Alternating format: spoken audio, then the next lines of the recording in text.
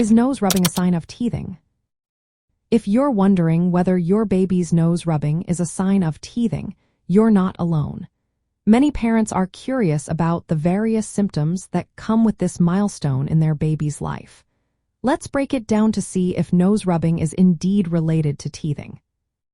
First, let's talk about the common symptoms of teething.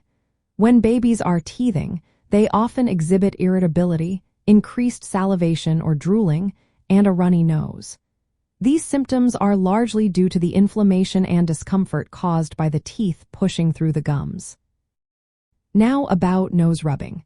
While it might seem like a plausible symptom, it's not typically listed among the common signs of teething.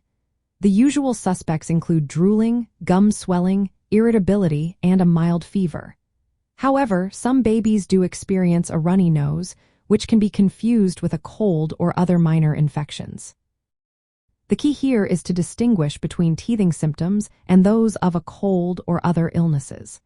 A runny nose during teething is usually clear and resolves within a few days.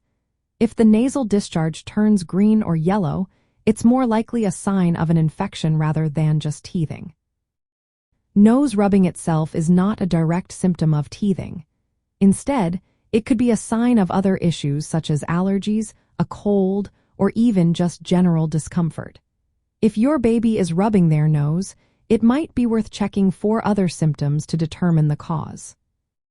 To soothe your baby during teething, you can try cuddling, using teething toys or rings, and keeping the area around their mouth clean to prevent skin rashes from excessive drooling. If you're ever in doubt about your baby's symptoms, it's always a good idea to consult with your pediatrician.